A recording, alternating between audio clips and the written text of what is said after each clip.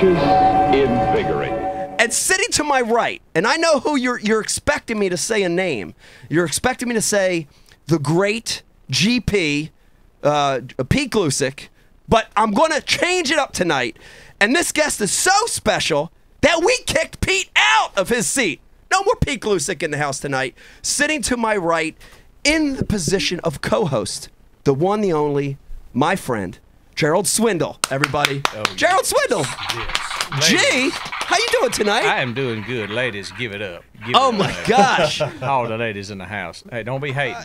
G, let's pop into your flight. How was your flight in today? Did you have good. a good flight? Everything good? Good flight. Nobody had gas. Didn't have any problems. I mean, I'm normally the guy that gets struck by the big farter. You know, I usually get the big farter. So most of my flights, I'm marinating in butt funk. The one guy with gas in the entire booty plane juice, that's next to you. stanky feet, farting, and I'm like, really? This is one that comes up a lot. So I want to get to this one. And this actually leads into, I think, a big misconception that people assume about pro anglers. It says, this is from Irish J42. And he says, what is G doing his off season? What does he enjoy more, hunting or fishing? So I think what he's saying is, you know, are you just hanging around in the off season, or you're just vacationing? You guys are just hanging out. I'm eating Captain Crunch, sleeping 10 every morning, getting up drinking Kool-Aid. No. It's a running joke between us, but you've been busier than shit. I mean, we did not get done with the season this year. I got home at November the 7th, you know, and then trying to sneak in time hunting because we joke and say I have to catch them to be able to afford to hunt. So Leanne and I went and spent about 25 days in Illinois in our camper, and then back home to hunt some. But in between them, we're doing shows and, you know, reordering boats and getting stuff ready. Yeah. But it's not the downtime I think that people think when you go home. And right. And to me, I get depressed. Leanne and I were laughing. We spent the last 2 days at the farm, and when I come back home, my bow, I said, I sit down with my bow out in the woods, and we started mourning, and she looked at me like, you did what? And I'm like, it's over, you know. It's back in the real world. Yeah. There's just not a lot of downtime. Yeah. One thing about fishermen that people don't know, they're probably the most driven, motivated people you've ever seen. They're very self-motivated. They set that clock and get up. They're not snoozing every morning. And I think that's the part that you can't. You just grind. I mean, I'm like you said, you come in tonight, I'm at your house, you walk in, what's up, bro, let's do the show. I'm leaving in the morning, I'm at Puerto Rico for Lear, then I'm back in Lexington, Kentucky, then I'm at Bass Pro Shop. You're next weekend. I mean, it's a non-stop circus. Crazy. It's crazy. All the way up to the Classic, you know. You got to figure out where that is, where that vent is, and how do you relieve that pressure where you can, because if you don't, man, you leave that tournament, and I'm a firm believer in this, if you leave that tournament looking in the rearview mirror guessing what if, there's a pretty good chance you're going to hit something head on going to the next one.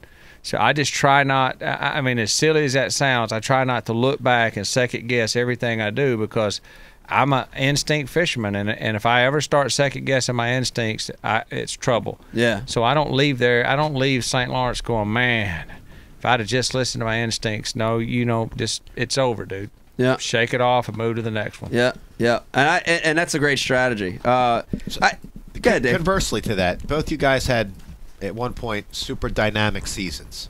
What was the difference in those seasons versus last year that was terrible for both of you? Not much. I'm going to be honest with you. I think there was tournaments last year I fished better than I did when I won Angler of the Year.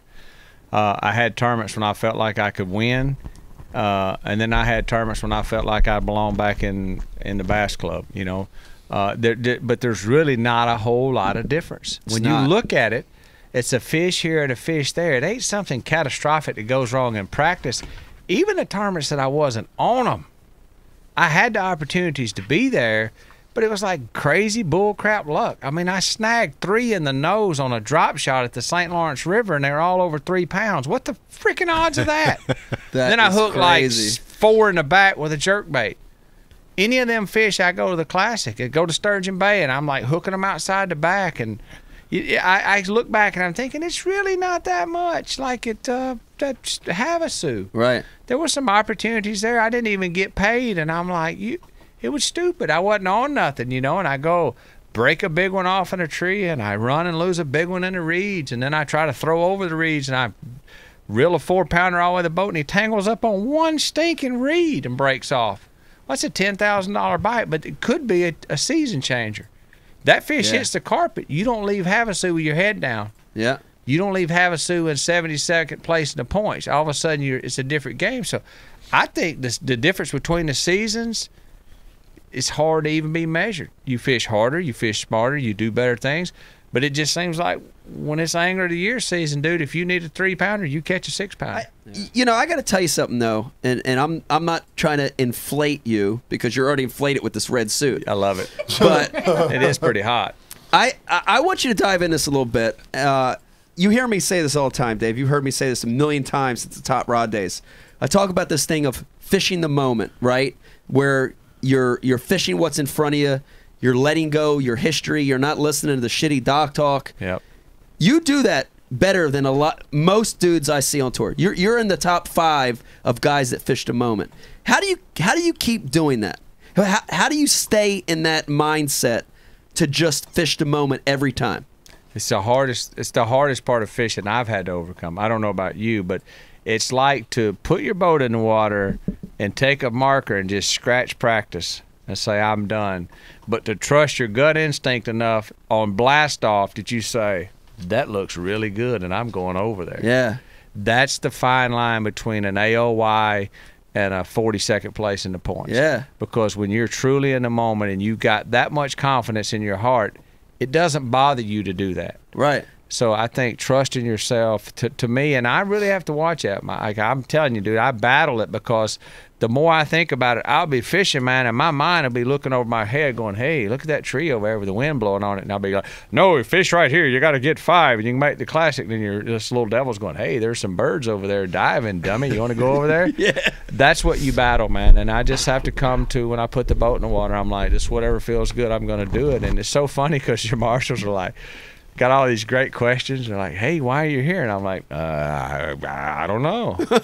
Bird. I seen a bird. There's some wind. And did you catch him here? And I'm like, I don't even know where we are.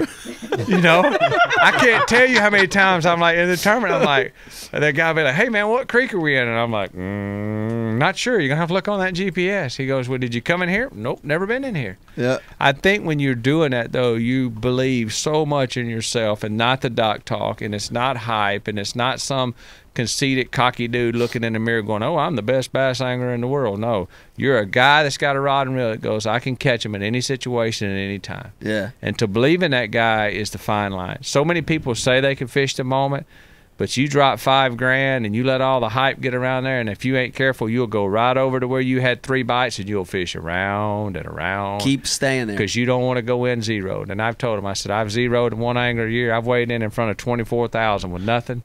It don't bother me anymore. Yeah. You can kick my butt all day long, but I'm going to try to fish what I truly believe in. Yeah. There's got to be something that we don't understand about dialing into the right guy, to the right voice in your head.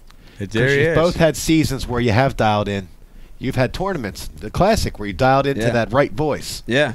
And then you have the whole seasons where that voice is wrong the entire season. Yeah. You know, there's a bridge there. Confidence, man. You'd love to have that. It's know? a confidence Love to know what that thing. is. When you believe in what you're doing, your confidence is so strong. And I've had people question. They'll say, well, man, how do you know all your decisions are right? And I'm like, most of them probably aren't even right. But if I believe in them hard enough, I can make them seem right. And that's the key. Yeah. It ain't every decision I make's not right. I can promise you it's not. But if I fish it like I think it's right, you're going to be surprised when I leave there. You're going to think, God, that was smart. I mean, like, no, it's pretty dumb. I caught the only one here. But you believe in it that much. Yeah. But when you make those decisions and you pull in there, and as soon as Mike puts your trolling on there and you start thinking, oh, God, this water looks bad. Yeah. Oh, God, I don't that ain't good. Yeah. You need to put it down and say, if there's one bass here, I'm fixing to catch it. Hot, hearty, delicious,